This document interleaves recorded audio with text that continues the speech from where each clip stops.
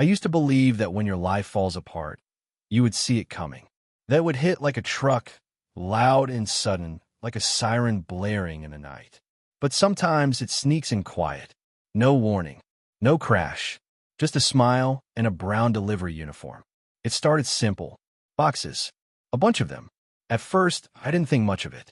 Everybody orders online these days, and Sarah, my wife, was no different. She always liked home stuff, little gadgets she found on sale, workout gear she never used more than once or twice. The delivery started coming more often, once a week, then a few times a week. The labels were vague. Household, miscellaneous, wellness items. She used to laugh and say, "Another thing I probably don't need." I laughed too, but inside it felt off. Then there was the delivery guy. Tall, clean-cut, probably early 30s. He had that look, confident but casual. The kind of guy who wears a baseball cap just far back enough so you could see his whole face. Always knocked the same way. 3 quick taps, sharp and deliberate. Never rang the bell. Never left the box and walked off like the others. I noticed Sarah always beat me to the door, almost like she was waiting for him. Sometimes I would hear them talking through the hallway. Soft voices, laughter. Close. Too close. At first, I brushed it off. Friendly banter, maybe. I try not to be paranoid, but it was there in the way he smiled. Not a polite grin. Something else. Something meant for her. In the way she smiled back, like a high school girl crushing on the quarterback. I caught them once. Not in the act, but close enough. I was standing at the kitchen sink, washing a plate. I looked up and saw them through the window. She opened the door in that loose floral robe she never wore for me anymore. Her hair was down. She laughed, brushed a strand behind her ear. It was the way she used to smile at me when we were first dating. I should have said something, but I didn't. I just stood there, watching her flirt with the man who delivered our packages like I was the stranger in my own home. Over the next few weeks, I noticed more. The makeup before he arrived. A little mascara, some lipstick. She started lingering in the mirror, checking her hair, looking just a little too ready for someone who was supposedly just hanging around the house. Then came Tuesday. I got home early from work. It had been raining, just enough to hide the sound of my car pulling in. I walked in quiet, not trying to be sneaky, just natural. Maybe I thought I'd surprise her. I did. The downstairs was empty, but I heard voices upstairs. Her voice and his. Laughter, then silence. I stopped outside our bedroom door. My heart was hammering. I knew what was happening behind that door, and I could not make myself open it. I went downstairs, sat at the kitchen table. Her grocery list was still sitting there. Eggs, coffee, spinach. She wrote that before taking him upstairs. She came down 20 minutes later, cheeks flushed, hair out of place. "Oh," she said, spotting me. "I didn't hear you come in." I noticed. She gave me a half smile, awkward. I was just unpacking a few things. I said nothing. I didn't ask, didn't accuse. Just sat there like some guy, trying to remember when the life he knew stopped being his. That was the moment I stopped pretending. And when you stop pretending, everything looks different. The delivery guy? He was no longer just some guy in a brown uniform. He was the crack in the foundation. The first sign the whole house was about to fall apart. And Sarah? She was no longer my wife. She was someone else now. Someone I did not recognize. That night, I sat alone in the dark. No television. No music. I just stared at the front door, waiting for those 3 knocks.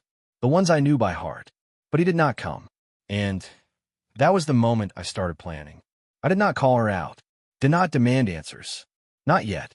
You do not throw the first punch until you know exactly where you want it to land. I needed proof. Solid proof. Because I knew if I gave her the chance, she would lie. Not panic. Not cry. Just lie. The next morning, I acted like nothing was wrong. Kissed her cheek, poured her coffee, mentioned needing new tires for the car. She nodded, barely listening, checking her phone like I was background noise. She had already left our marriage. I was just the guy holding the door. That day, I never went to work. I parked around the block. Waited. At 11:03 a.m., the truck rolled up. I watched him step out, box in hand. He did not knock. She was already there, opening the door like she had been standing behind it. They talked, laughed. Their hands touched when he passed her the box. Not an accident. Then she stepped aside. and he walked in. I did not need to see more. I sat in my car with my hands locked on the wheel, heart racing. I slept in my car that night, lied to her, said I had to work late. I parked behind a diner, surrounded by the smell of cheap coffee and greasy fries, and I tried to convince myself this was not real. The next morning, I stopped trying to lie to myself. I went to work on the house. I used to be a tech guy, freelance setups, smart security, hidden cams. So I used what I knew. Installed cameras where she would never see them. A vent, a clock, behind the bookshelf. All of it recording, triggered by motion. She had no clue. She thought I was still asleep, still blind. But I watched. Every Tuesday, every Friday. Sometimes he brought a package. Sometimes he came with nothing but a grin. One time, I saw her open the door in nothing but that robe and panties I forgot she even owned. Another time, they never made it upstairs, right there on the couch we bought together last Christmas. She moaned his name, not mine. That hurt more than I want to admit. I stopped eating, barely slept, but I kept watching. I kept collecting. The way you do when you're not just angry. You're preparing. She never noticed when I swapped out his cologne with one that smelled like rubbing alcohol. That was just for me. A little taste of revenge. I started to see it in her face. How confident she was. The smirk when she folded laundry, humming to herself like life was just a breeze. She thought I was clueless. She had no idea I was taking back control, and I would not rush it. One night, she kissed me on the cheek, told me goodnight. I stared at the ceiling, listening to the quiet hum of the fan, and I thought to myself, she has no idea what is coming. I smiled in the dark and whispered, "See you in the morning." And I would. So would he. But what neither of them knew was that I had something of my own planned for that morning. And it was not forgiveness. It all started with a delivery of my own. Showed up on a Thursday, came a little earlier than I expected, but that just gave me more time to work with. Plain brown package, no markings, no sender's name. I watched from the office window as the delivery guy dropped it off and walked away without a second glance. Sarah was in the kitchen, humming to herself, steeping her favorite Earl Grey like she always did when she was expecting company. It had become her habit. Her tell. I waited until she headed upstairs, then I grabbed the box and brought it inside. Placed it right on the console table in the front hallway, right where she would find it. No signature needed. I had sent it to myself. Inside was a black gift box, sleek, polished, neatly tied with a silver ribbon. It looked out of place. Too elegant. Too refined. Especially for a man who wore beat-up boots and sweat-stained shirts. That was the idea. I wanted it to stand out like a flare in the dark. No note inside. Just one item, a silver tie clip. It had his initials engraved on the front, TR, and on the back, a line I had etched in with intention. Knock 3 times and pray I don't answer. I would have paid money to see his face when he opened it. Sarah found it after lunch. I watched it all go down on the camera I had tucked into the hallway clock. She stood there staring at the box, chewing on her nail. Not touching it, not opening it, just standing there like it might explode if she did.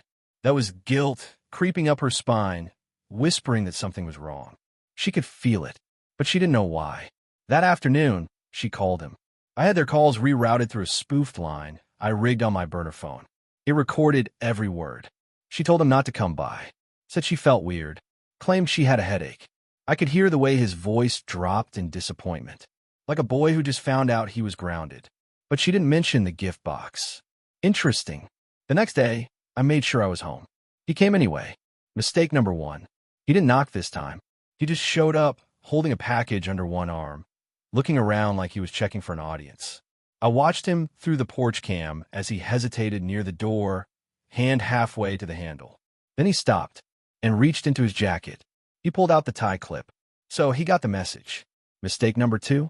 He did not turn around. The door opened before he could decide. Sarah stood there, dressed in leggings and that paper-thin sweater she always wore when she wanted attention. Hair still damp from the shower. She said something.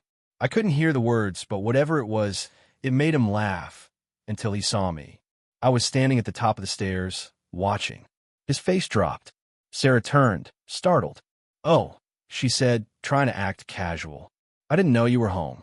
"Clearly," I said. You could feel the tension fill the hallway like static before a storm. He opened his mouth, probably trying to come up with a cover story, but I beat him to it. Nice tight clip, I said. He looked down at it, then back at me. Sarah looked like she had just walked into a trap she didn't know existed. I stepped down the stairs. We need to talk, I said. All three of us. They froze. Then Sarah, her voice all cracked and quiet, tried to speak. Alex, No, I cut her off. You don't get to talk first. She stopped. I walked past both of them and sat at the kitchen table. You might want to come in, I said. Unless you want the whole neighborhood to hear this. They hesitated but followed. I did not shout. I did not cry. I did not ask them to explain. I already knew everything. I opened my laptop and turned the screen toward them. Press play. There they were, on the couch we picked out together. Then in the kitchen. Another clip at the bottom of the stairs, wrapped up in each other like they were on a honeymoon. I watched them while they watched themselves. He looked down, ashamed. She kept her eyes on the screen the whole time. Like maybe if she stared long enough, it would be someone else in those videos. When it ended, I closed the laptop and leaned forward. I know everything. And before either of you starts offering up excuses or apologies you think I want to hear, there's one thing you should understand. They were both still staring at me. I'm not here to fix anything. I'm here to end it. I reached into my bag and slid 2 envelopes across the table, one for each of them. Sarah opened hers first. Inside, divorce papers, all filled out. No wiggle room. Custody arrangements already drawn up by a lawyer I had on speed dial. It was all right there, cold and final. He opened his. Just a flash drive. Yours has the highlights, I told him, from your last 3 visits. If your boss gives even half a damn about corporate policy and public image, I imagine you'll be packing up your locker by the weekend. Then I stood up. They did not. I looked at Sarah one last time. You let him into our house, into our life. Now live with that choice. And I walked out, left them sitting there stunned. But this was not the end. Not yet. That moment? That was just the warning shot. The real hit hadn't landed yet. But it was coming. And it wouldn't show up in a cardboard box. She didn't sign the divorce papers. Not that day. Not the day after. She left them sitting on the counter like a takeout menu she planned to toss, but kept forgetting. I didn't press her. I wanted her to sit with the weight of it, let the silence do the talking. She started walking softer around the house, talking less, wearing baggy sweaters instead of the robe. I catch her watching me sometimes, like she was trying to solve a puzzle she did not even know had pieces missing. But I didn't give her anything. I just kept moving like I was made of stone. As for the delivery guy, Travis, that door shut fast. No more boxes. No more knocks. Not even his truck parked down the street. I tracked his company, found out he had been quietly shifted to another region. No fanfare. No reason given. But I knew why. I had handed off a flash drive to someone in their compliance department whose poker face gave out the moment she opened the folder. Travis had wandered into the wrong house and paid the price. After that, Sarah barely left home. She cooked again, simple stuff, like she was trying to prove something. Started folding my clothes. Tidied up, like suddenly remembering how to be a wife made the other stuff disappear. But it wasn't guilt that drove her. It was fear. Not of me, not exactly. She was afraid of what I might do next. That is when another door cracked open. I got a phone call out of nowhere. Blocked number. I almost let it ring out. Is this Alex Ryland? The voice on the other end was calm, controlled. Man's voice, probably late 50s. I'm calling on behalf of Mr. Harrison Weller. He would like to meet. Says it is about your wife. I paused. And who is he? Someone with a past. One that overlaps with yours. He gave me a time and place. Some small cafe near the edge of the city. An area I had not stepped foot in for years. I searched the place online. Looked plain. Quiet. Neutral ground. I never told Sarah. That Saturday, I left early. The sky hung heavy with clouds, like rain was waiting in the wings. I parked a block away and waited in the car, hands resting on the wheel, trying to decide whether to walk in or drive away. Eventually, I went inside. Only one guy fit the bill. Mid-50s, trimmed beard, dark coat, sitting by the window with an untouched espresso in front of him. He saw me and gestured to the chair across from him. Alex, he said with a nod. Appreciate you coming. I stayed standing. Who are you? He didn't flinch. Just someone who got burned by the same fire. I trusted her too. My stomach dropped. You knew Sarah? I knew her when she was still going by Sarah Lennox. Atlanta, about 10 years back. That was before I met her. Before she had a new name, new job, and new backstory. She and I were together 4 years. I thought we were heading to marriage. What happened? He slid an envelope across the table. I opened it. Photographs. Dozens. Sarah and him. Then Sarah with other men. Same kind of settings, hotel lobbies, patios, low-lit bars. One photo showed her kissing a man behind a delivery van. I looked close. His name was stitched right onto the shirt. Travis, I muttered. Harrison nodded. She's not looking for love. That's not what this is about. Then what is it? She figures men out, he said. Finds what they are missing, affection, admiration, someone to make them feel seen. And then she becomes that. She plays the role so well, they never see the switch coming. Then she takes what she wants.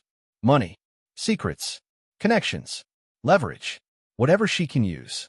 I sat with that for a while. She never stole anything from me. Maybe not yet, he said. But she's running out of options, is she not? He was right. The bank accounts were frozen. Divorce in motion. But Sarah? She always knew how to pivot. And cornered animals are unpredictable. So what do you want from me? He leaned in. End it.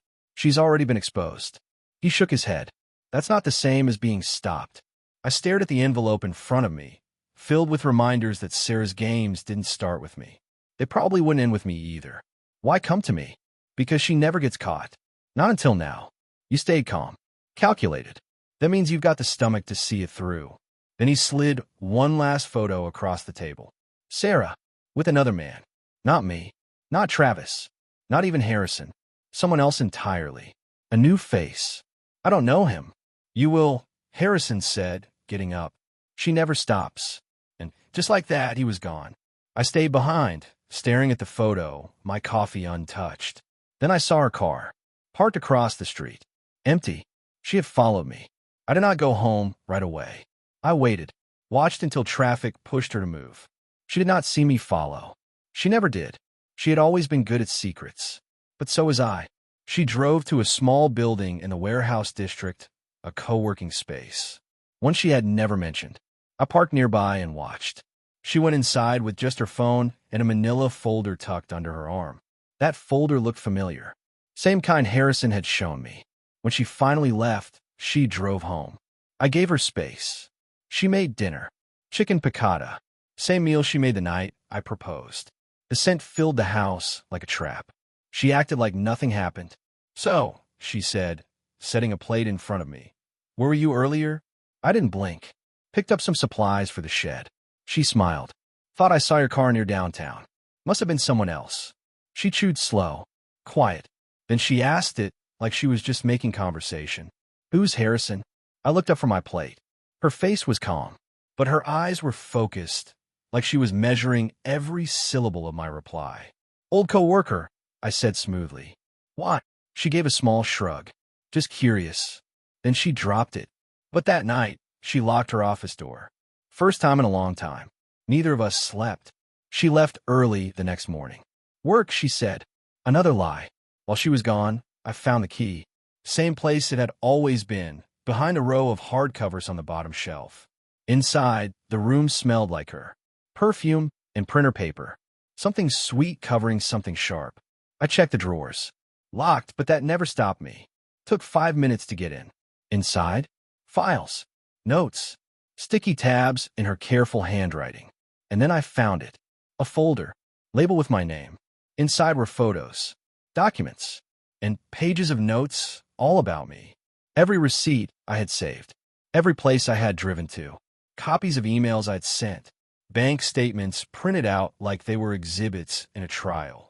She had gathered everything I'd been doing since the day I first looked her in the eye and told her I knew. This wasn't about defending herself. This was planning a strike. She wasn't packing up to run. She was gearing up to swing. I found a checklist, too, typed neat, with bullet points like it was her grocery list. Asterisk track Alex's driving routes. Asterisk snap photos of his meetings.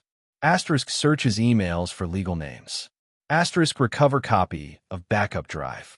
Asterisk trigger if compromised. Trigger? That word sat in my stomach like lead. Then I noticed it, tucked into a hidden slot in the folder. A small, blank USB drive. No markings. I slipped it into my pocket without a second thought. It was not the one I had given the delivery guy, Travis. This was hers. A different kind of weapon. I put everything else back just the way I found it. Not a single paper out of place. Closed the drawer, locked it, and left the room. That's when I realized something I hadn't admitted before. I had underestimated her. And that mistake might have cost me more than just my name on a marriage certificate. That night, I didn't open the drive. I wanted to every inch of me wanted to, but I held off. Instead, I went to the garage, pulled back the boards beneath the backup generator. That's where I kept my insurance stash. Every recording I had ever captured from the house. Every Tuesday and Friday afternoon visit, saved on flash drives, not in the cloud, not on a network. Safe, untouchable, buried. You do not survive betrayal by crawling out of it. You survive by tunneling under it. I added Sarah's drive to the box. Not to burn her with it. Not yet. First, I needed to find out who that man was, the one in the picture Harrison handed me. The guy Sarah had met after the mess exploded. Because people don't just fall into something new that fast. Not unless they already knew who was waiting to catch them. It took me 3 days to put a name to his face. I started with the photo, Sarah and the man sitting at a table outside some upscale cafe. Her smile was easy. His face, half-turned, was just blurry enough to be annoying.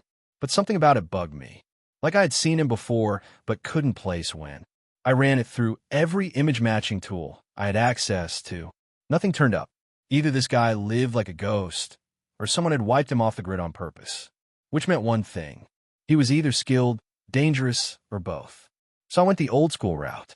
I drove to the cafe. Same one in the photo. Downtown. Brick walls, tiny tables, string lights stretched across the alley.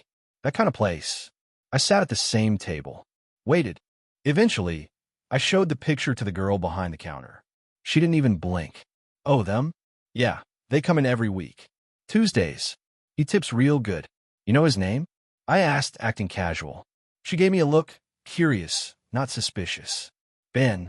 That's what the reservation says. Ben. Easy to remember. Easier to fake. That night, I searched every booking system I could worm into. Restaurants, event sites, anything public. Found one hit. Ben Faulkner. Reservation matched a Tuesday, same time, same cafe. And then I saw the email. Corporate domain, elstonpartners.com. That's when it clicked. Elston Partners. They were not just some office consultancy. I remember them from a security job I did a while back. Their specialty wasn't tech or numbers. It was cleanup, digital damage control, legal misdirection. They called it reputation management. I knew what that meant. It didn't fix messes. They buried them. So now it was clear. Sarah hadn't run into this guy by chance. She didn't start seeing him after she got caught. She hired him. She hired a fixer. While I was gathering evidence, she was doing the same, but with someone paid to erase the trail instead of follow it. I booked an appointment under a fake name. Told them I was looking for private risk support. Something subtle. High level. I figured Ben would stay behind the curtain. I was wrong. He walked out himself. Same guy from the photo. Clean cut. Calm. Hands folded like a therapist. He greeted me like he already knew who I was. Mr. Ryland, he said, motioning me toward a conference room. Let's have a chat. We sat in a room surrounded by glass. Not ideal. Too exposed. But I played along. He opened a folder. Let me be direct. You've made things complicated, but not irreversible. I raised an eyebrow. You always open with compliments? He gave a tight smile. Sarah's hoping for a clean resolution. If you agree not to release any materials, audio, video, written, she's prepared to make the divorce simple. She's even willing to give full custody. I laughed. Once. Dry. She's negotiating now. He nodded.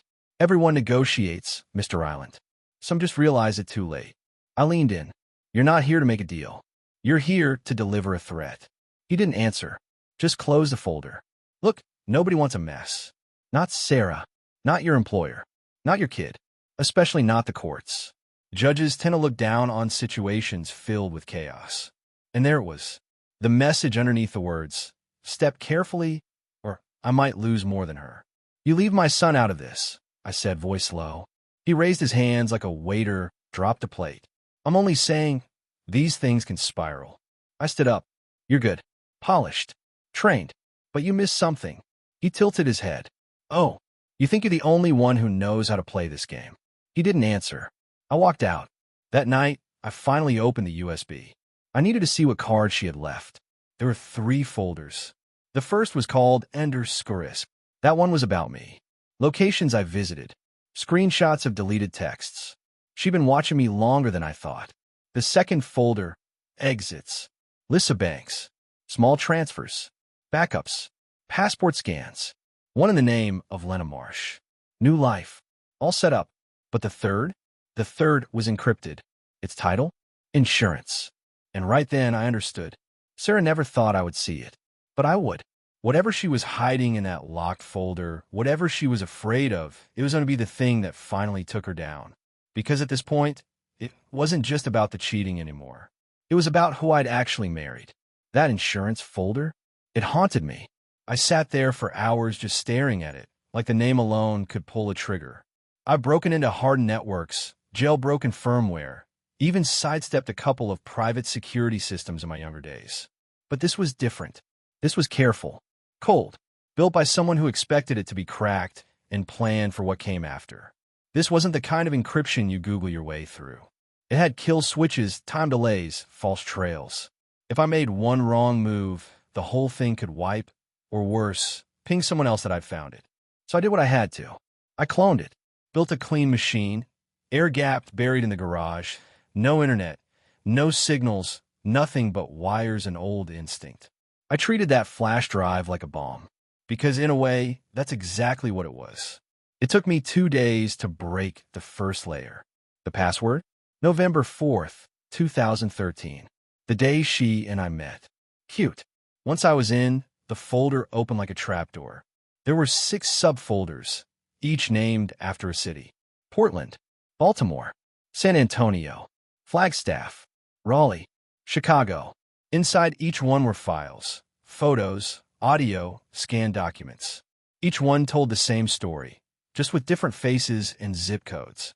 And Sarah, sometimes going by Sarah, sometimes not, was in the middle of everyone. She'd built relationships with these men, some casual, others not.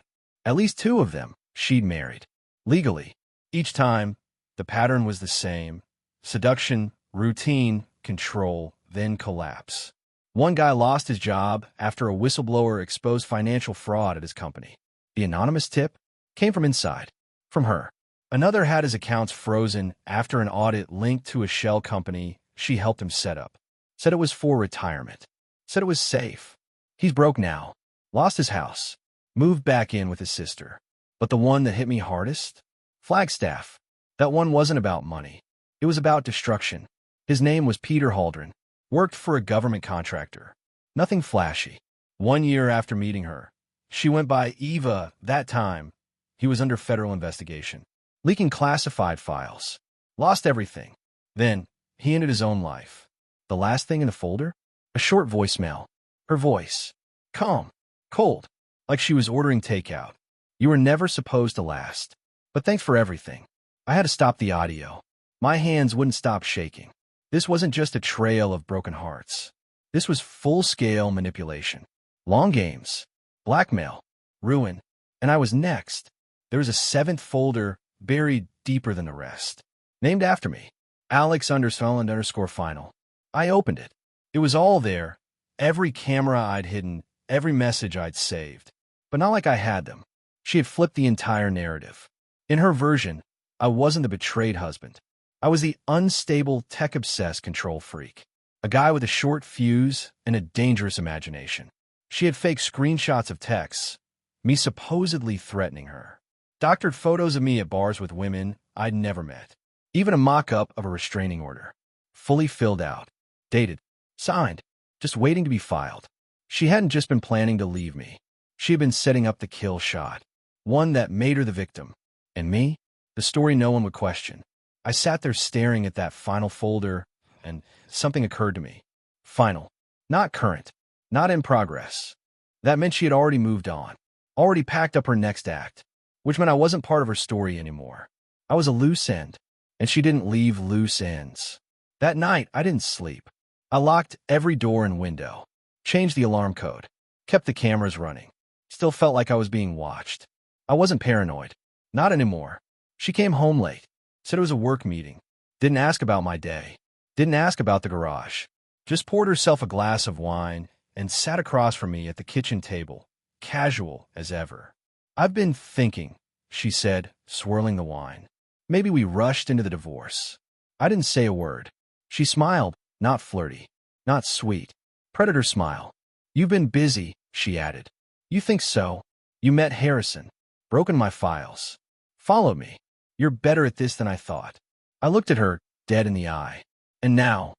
She leaned in. "Now I think we need a different arrangement." "Like surrender?" "No," she said. "Like survival." That's when I knew. She wasn't going to run. She was going to stay. Stay just long enough to rewrite the ending. Stretch out the timeline. Make her version of the truth look believable. Because the longer she stayed, the more her story looked like mine. She had the narrative. I had the evidence. And I'll tell you something I've learned the hard way. People don't believe facts. They believe feelings. And she was building hers carefully. So I stood up, went to the living room, pulled a package from beneath the TV stand. "Before we talk about surviving," I said, walking back to the table, "you might want to see what's going in the mail tomorrow." I tossed a drive on the table. She went pale. "That's every name, every man, every bank trail, every voicemail. It's all going out. Families, reporters, and the feds." She stared at it like it was a grenade with the pin halfway pulled. "You think you're smarter than me," I said. "You're not." Then I left the room. Didn't look back. Didn't need to. I knew what fear felt like. She left before dawn. No note. No suitcase. Just a half-empty wine glass in the sink and a scent in the hallway I didn't recognize. Like something synthetic. Manufactured. A woman becoming someone new. I didn't call the cops. Didn't chase her. Just sat at the table, watching the front door, drinking my coffee black. The drive was real. And she knew it. She knew every file, every name, every ugly truth. She knew I wasn't bluffing, that I'd already queued up scheduled emails, ready to fire off to lawyers, bloggers, investigators, and one contact in federal intel. All set to go unless I keyed in a passphrase every morning. But 2 days later, I heard from her again. Not a phone call, not a knock, a link, private, no ID, just text on my screen that said, "Watch this alone." I opened it in the garage, on the same firewall-protected machine I'd cracked her folder with. It was a video. Sarah, sitting on a bed in a hotel room, wearing black, staring at the camera like she'd been waiting for this moment her whole life. "Hello, Alex," she said. Calm, dead calm. "If you're watching this, I've already made my move." She smiled, real this time, like something had clicked into place. "You think this ends with me?" It doesn't. Someone else saw what I did to Peter. Someone bigger. Someone quiet. She picked up a file. Photos. Of me. Me at work. At home. At the diner. Even sitting with Harrison. "You triggered a backup I didn't even know was there," she said. "Now they think you're the threat." She looked into the lens. "You got 12 hours? Maybe." I'd start moving. The video ended. Then my phone lit up. No caller ID. One message. "They know." I burned everything. Drives. Keys. Notes. The whole setup. I was done being clever. This wasn't about exposing her anymore. It was about making sure I stayed alive long enough to matter. I disappeared. Cash. Fake plates. No cell signal. Changed my name, my story, my face. And not because of her. Because of what she opened. Because Sarah wasn't just a liar. She was the opening move. And now I was the next play on someone else's board. Some nights I still hear it. The knock on the door. 3 taps. Sharp. Even. Like a warning. Or a countdown. And every time I hear it, I don't answer. Because I already know what's on the other side.